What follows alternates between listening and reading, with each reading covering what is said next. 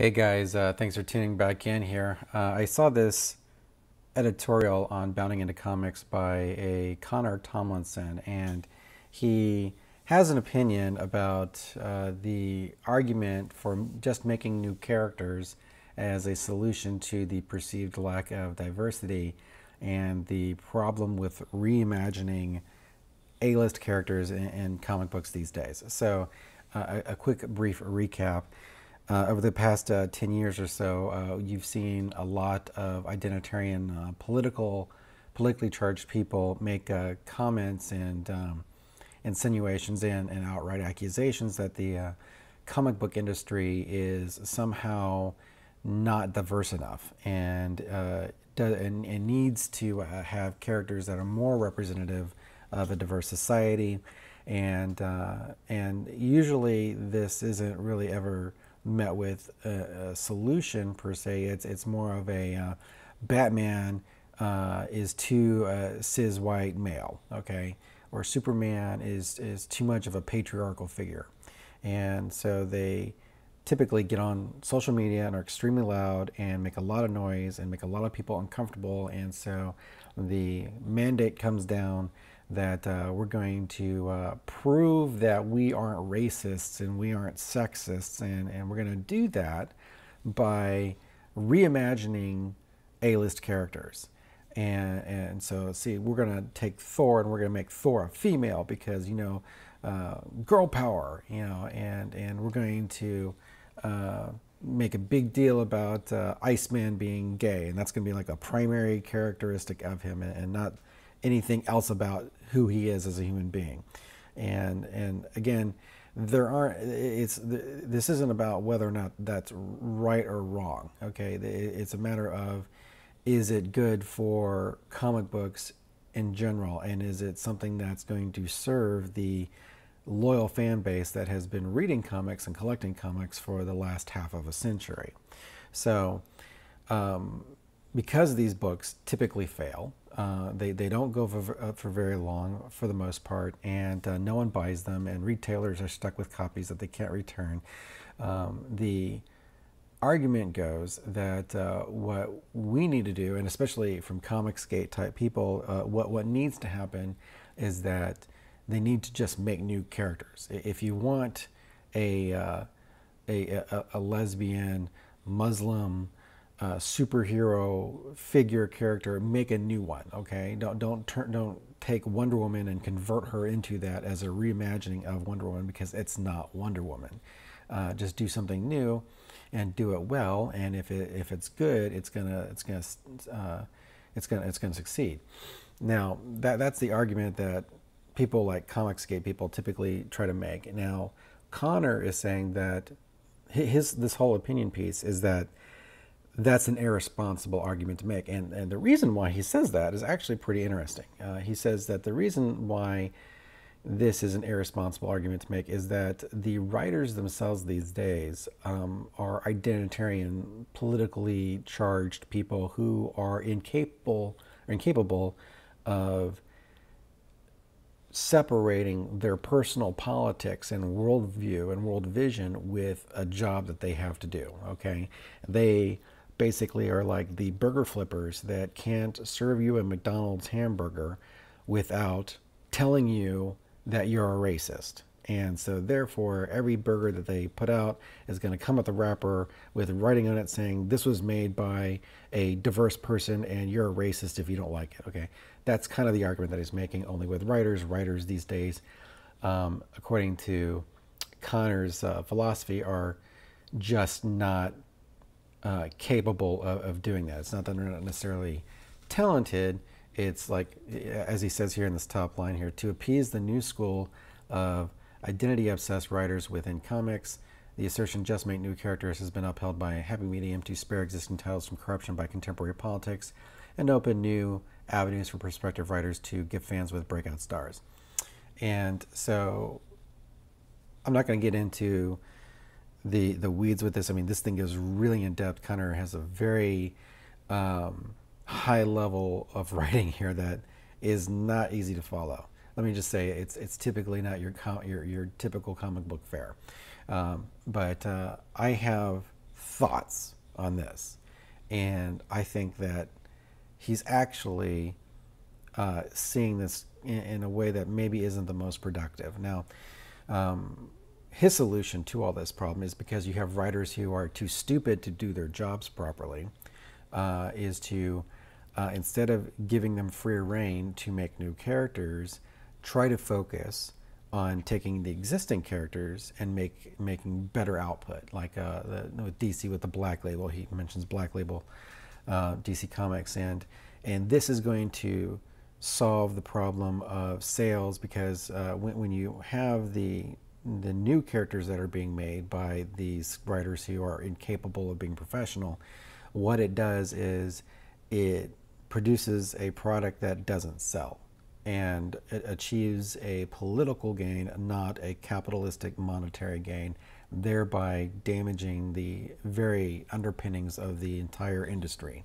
So ultimately it brings it crashing down, because they're putting out something no one wants to buy, and they don't care. It's damn the torpedoes. We're going to put out something to tell you that you're wrong and that we're right, and you're on the wrong side of history, essentially. And so there's a better solution here, and in my opinion, it is really a matter of understanding why A-list characters are A-list characters. Okay, Superman is not popular because Superman is a white dude. Okay, Batman is not popular because Batman is a white dude. There are plenty of white dude characters that no one knows and no one cares about, for the most part. The reason why characters like Batman and Superman and Wonder Woman and the Flash are great characters is that they have compelling stories that speak to the human condition. And that's what matters the most. When I'm watching Black Panther, let's just take Black Panther for example, since it's a recent example.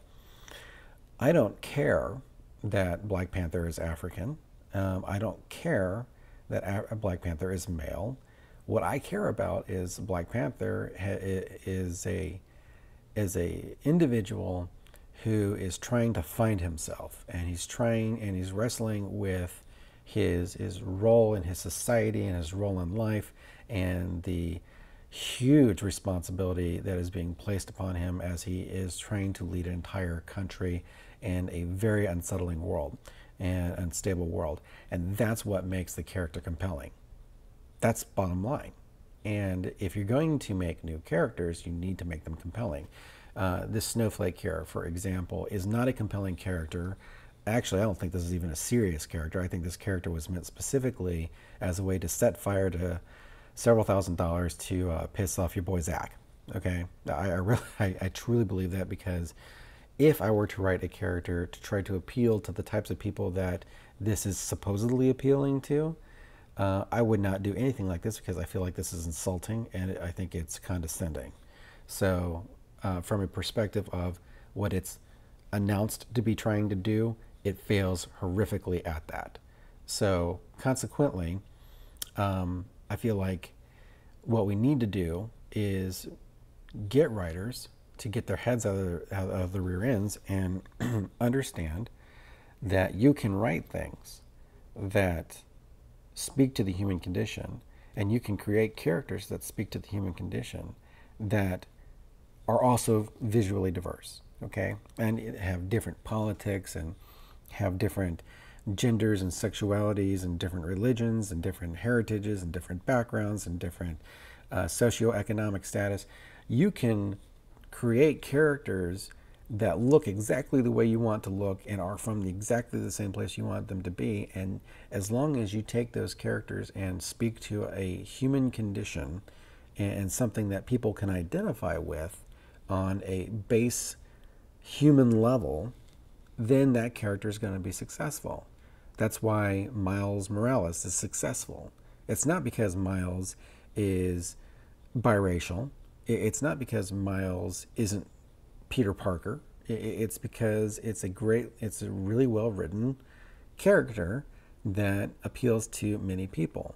So that's ultimately what's going to save the industry, if anything is going to save the industry, is a return to solid writing that is competent. And as long as people are going to be dragged into this industry that do not know anything about the industry and are given A-list books to write and big titles to write, it's going to do nothing but set fire to the entire house.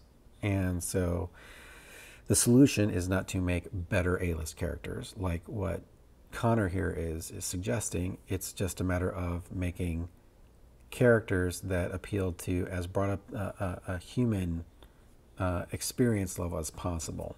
And so when I say make new characters, when I go to, I remember when for a while Dick Grayson was Batman, okay, and I had been out of comics, but I went and I bought a book and I'm reading.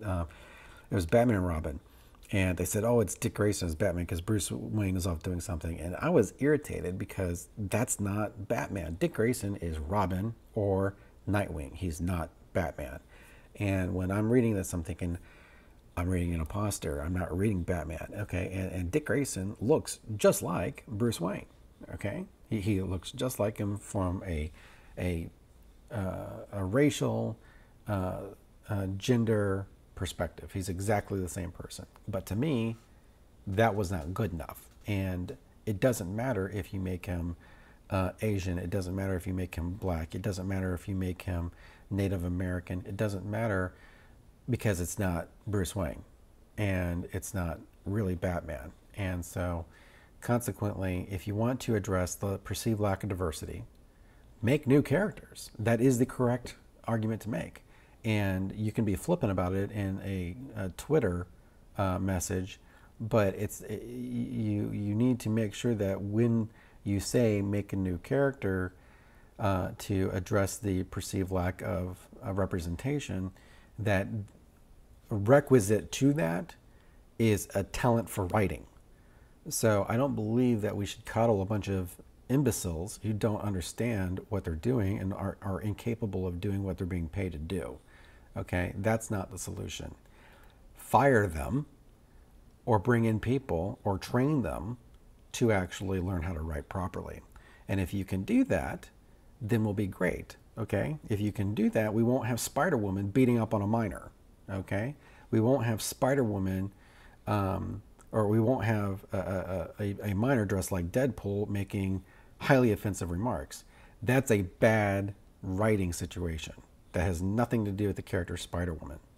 So that's another rant, but that's my take on this. Honestly, I appreciate Connor writing this because you really should go read it. It's actually very, very in-depth. It's pretty dense reading here. This is definitely graduate level writing, so bear that in mind. And it gets into philosophical reasonings behind things and Marxism and postmodernism, but and deconstructionism. If you're willing to take a really hard read and take a big chunk out of this and chew it over, go ahead and do it. I highly recommend it. I just disagree with what I believe is an oversimplification of the just make new characters argument. But again, thanks for listening and watching. Go ahead and like and subscribe if you do like this content. And if not, again, thanks for your time. And I'll be back another time. Thanks a lot. Bye.